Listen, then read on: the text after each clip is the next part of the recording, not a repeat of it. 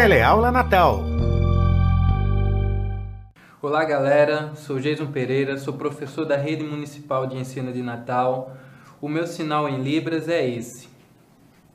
Para melhor acessibilidade às aulas, eu vou fazer a minha autodescrição. Eu sou moreno, uso óculos, estou com a camisa azul escura e uma calça jeans de mesma cor.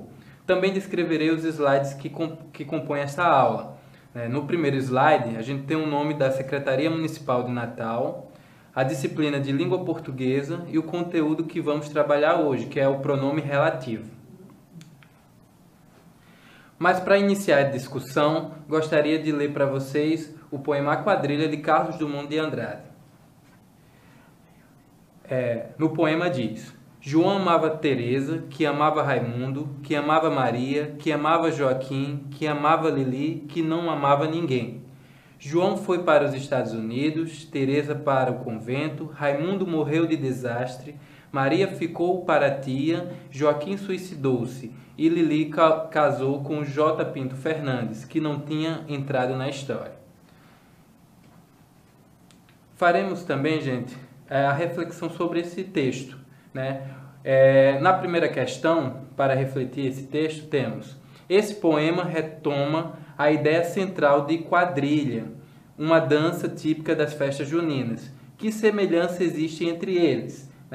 A semelhança que existe entre esse poema e a dança quadrilha, a dança típica, é que é essa alternância de casais. Na quadrilha a gente sabe que a dinâmica da dança faz com que a gente troque de parceiros durante a dança. Então, quando lá no poema tem dizendo que fulano ama fulano, Lili ama cicrano, então isso faz com que haja essa troca de casais. Então, a semelhança entre o poema e a dança, quadrilha, é esta. Na segunda questão, com exceção de Lili, o que há de semelhante entre as histórias de amor vivida pelos personagens? Vamos lembrar que dos personagens que compõem esse poema, a Lili é a única que não ama ninguém. Então, ela é aquela que não tem sentimento amoroso por ninguém. É o fim desse ciclo de amor. Então, o que ela tem de diferente é isto. Na terceira questão, observe a diferença no nome dos personagens. O que o uso do sobrenome em J. Pinto Fernandes revela sobre ele? A gente pode inferir que o J. Pinto Fernandes, além dele ser um elemento que é introduzido no final do poema, a gente pode inferir que por ele ser apresentado pelo sobrenome, ele seja uma pessoa ou muito conhecida ou uma pessoa rica. Então, o que corrobora com a ideia de que Lili, que não amava ninguém, pode ter casado com o J. Pinto Fernandes por uma questão de interesse também. Pode ter essas interpretações. Agora, na quarta questão, por que o poema revela uma visão pessimista do amor? Por quê, gente? Porque Lili é a personagem dessa história que não amava ninguém e é a única que se casa. E ela casa por interesse, por interesse ou pela posição social que J. Pinto Fernandes tem, ou pela questão também financeira.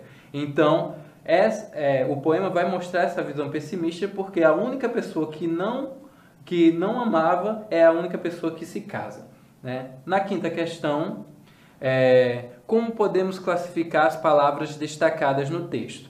Aí a gente vai para a parte gramatical dessa análise, porque as palavras que estavam destacadas no texto são os pronomes que são os pronomes relativos. Quando eu digo aqui, João amava Teresa, que amava Raimundo, que amava Maria, que amava Joaquim, que amava Lili, que amava ninguém. Então, esse que ele faz o quê? Ele vai retomar os elementos anteriores da oração anterior.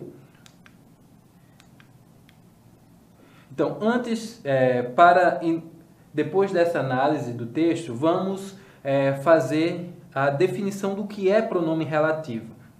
Pronome relativo é aquele que normalmente refere-se a um termo anterior, o antecedente, dentro de um enunciado, substituindo-o para que não seja necessário dividir a ideia em várias orações ou torná-la muito repetitiva. Por isso, o pronome relativo funciona como uma ligação entre duas sentenças, comumente aparecendo no início daquela que se liga à outra.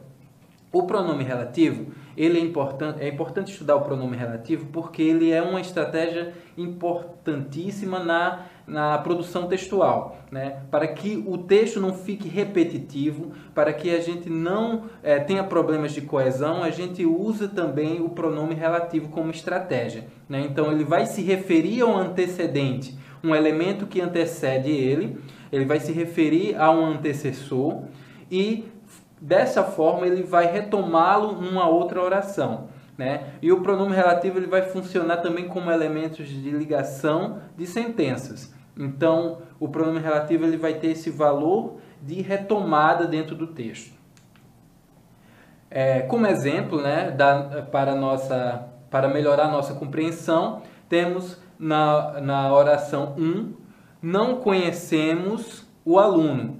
E na oração 2, o aluno saiu. Para que a gente possa formar um período com essas duas orações, para que o aluno não se repetisse, né, e não ficasse repetitivo esse termo dentro do nosso período, a gente usa o pronome relativo que, né? Não conhecemos o aluno que saiu, né? Esse que, na segunda oração, ele retoma o elemento o aluno, fazendo com que a gente não repita esse termo na outra oração. Então, temos um período composto aí, e nesse período temos um elemento aluno que é retomado pelo pronome relativo que na segunda oração. No próximo slide, a gente tem um quadro no qual teremos aqui os tipos de pronomes relativos e os pronomes relativos correspondentes a esses tipos, né? Então, os pronomes relativos, eles podem ser invariáveis ou variáveis, né? A ideia de invariável e variável é a seguinte: invariável não muda a sua forma e variável muda a sua forma, né? Então, no quadro, a gente pode ver que na coluna de invariáveis, a gente tem o pronome que, o pronome quem, quando, como e onde. Esses pronomes eles podem vir também antecedidos por preposição, né? É muito comum a gente ver esses pronomes acompanhados por preposição, mas os pronomes relativos são esses, né? Que, quem, quando, como e onde. Já os pronomes variáveis, eles são o qual e suas variações, os quais, a qual e as quais, o cujo, né? E suas variações, cujos, cuja e cujas, e o quanto, né, e suas variações, quantos, quantas, né? Esses são os nossos pronomes relativos variáveis. No próximo slide a gente vai começar a identificar os contextos de uso desses pronomes relativos. Então, o pronome relativo quem, ele é usado, né, quando a gente vai se referir a uma pessoa ou coisa personificada. O que é uma coisa personificada, gente? É quando a gente atribui uma característica humana, né, um fator humano a um objeto. Então, toda vez que a gente estiver se referindo a pessoas ou coisas personificadas, a gente vai usar o quem, né? A gente pode usar o quem. Então, no exemplo, não conheço a médica de quem você falou.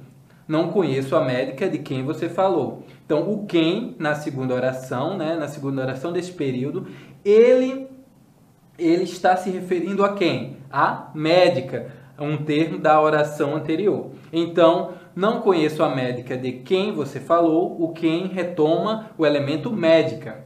Já na segunda oração temos, esse é o livro a quem prezo como companheiro.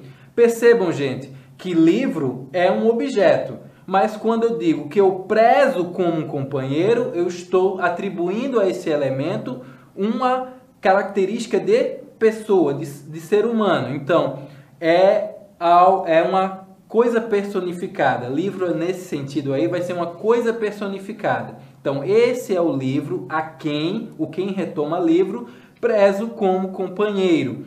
Então, o quem ele substitui na segunda oração o termo livro para que não fique repetitivo, para que a gente não repita esse termo na segunda oração.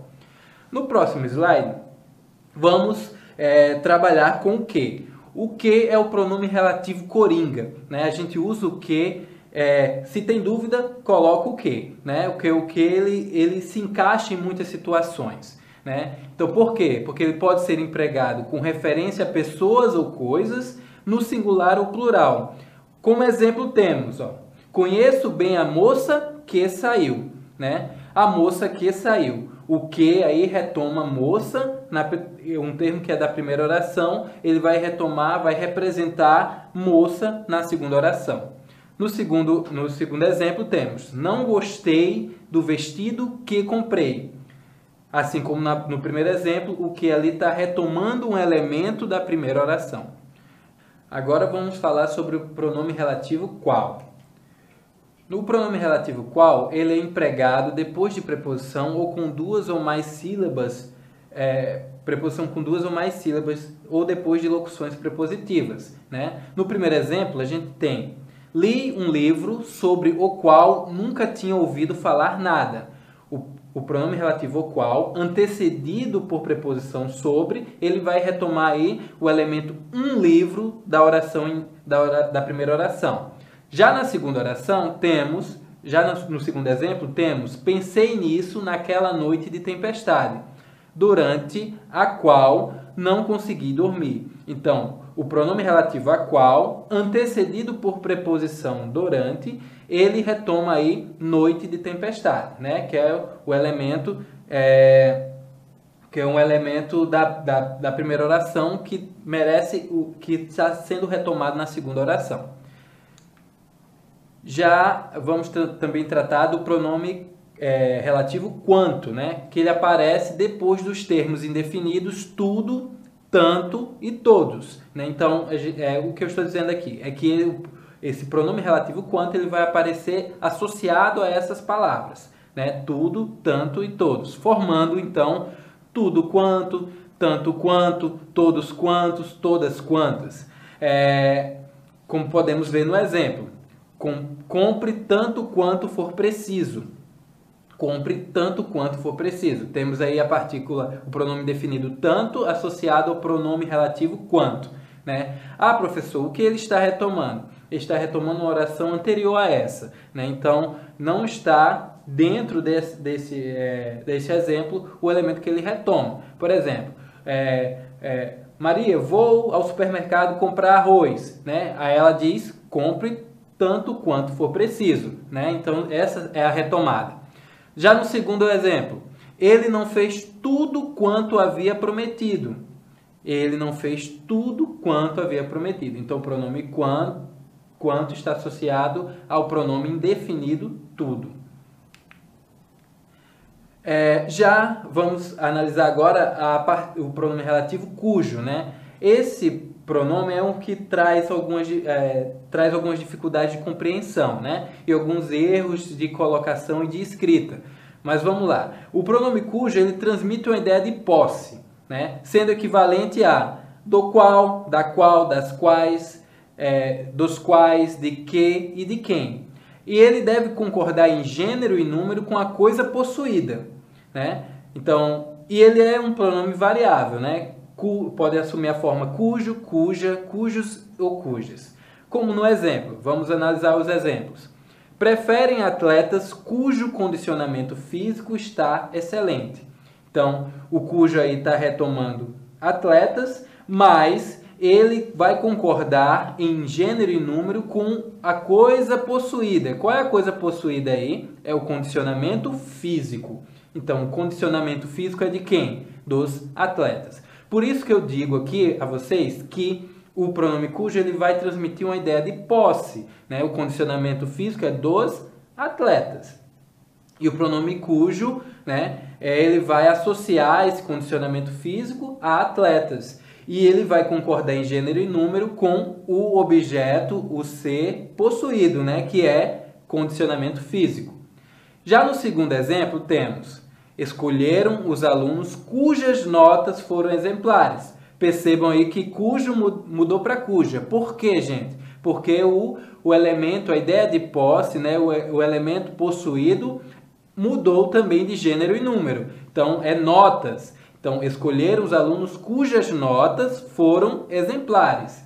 Então, cujas concorda com notas e notas é um elemento de os alunos, um elemento que está na oração anterior. Outro pronome que às vezes, né, dá uma certa confusão é o onde, né? Onde a gente deve usar o onde. Então, o onde ele é utilizado, gente, para indicar um lugar, né? Então, vamos usar o onde quando estivermos nos referindo a um lugar, podendo ser substituído por em que, no qual, na qual, nas quais ou nos quais.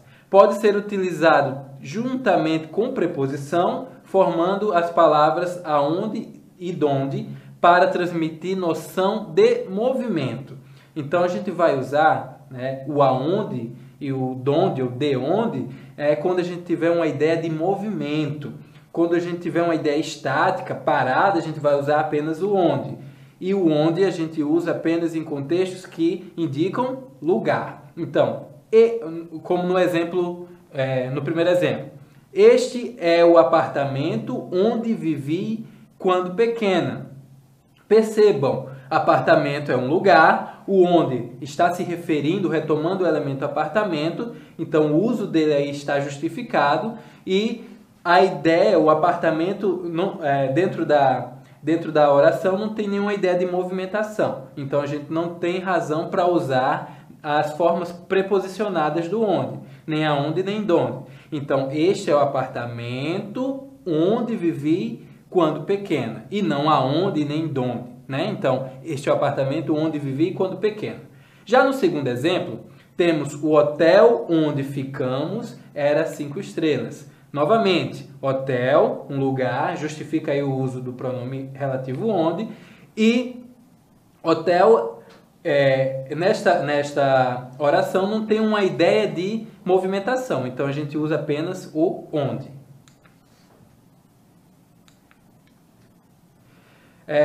E por fim, gente, vamos trabalhar com os pronomes relativos como e quando, né? Eles introduzem orações subordinadas que especificam tempo, aí a gente usa o quando, e modo, o como.